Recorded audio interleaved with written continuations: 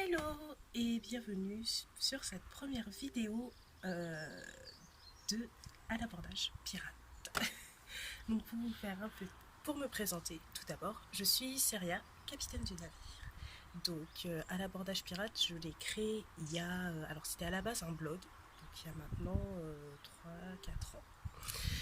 Et par la suite, j'ai décidé ensuite de lancer la librairie, donc qui porte aussi le même nom, à l'abordage pirate. Donc vous retrouvez aussi bien des articles, des vidéos concernant le blog en général ou que la librairie. Ça sera spécifié dans les onglets. Aussi, maintenant, avec le temps qui nous est imparti, je me suis dit que ça serait pas mal de enfin pouvoir vous proposer du vrai contenu.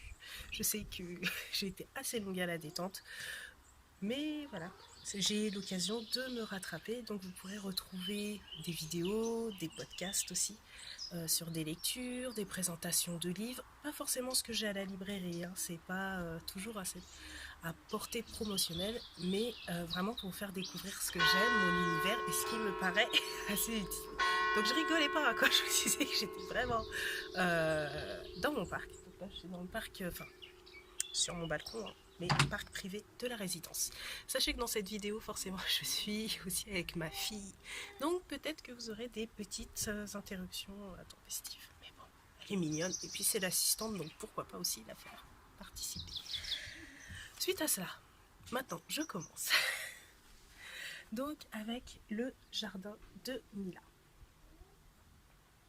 Puisqu'on est mercredi, jour des enfants. Je me suis dit qu'à chaque fois, et puis ça restera même après cette période un peu compliquée.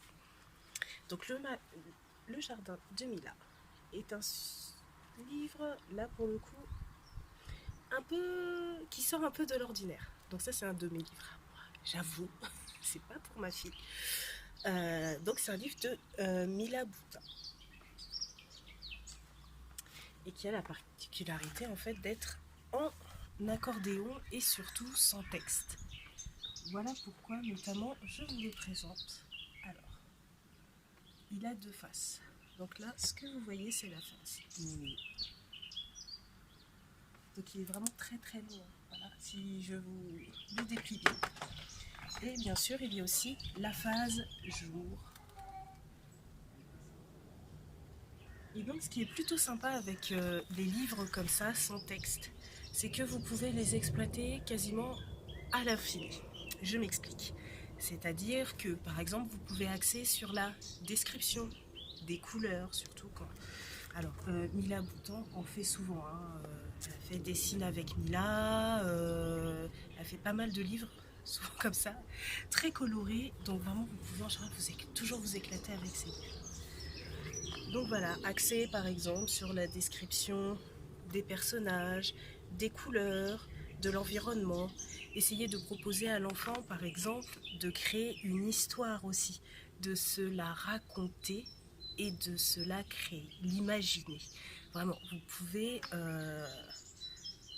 l'amener comme ça en fonction de son âge et de son vocabulaire, tout doucement à exploiter sa capacité de narration et surtout de création d'histoire. Moi j'ai une vraie pipelette à la maison.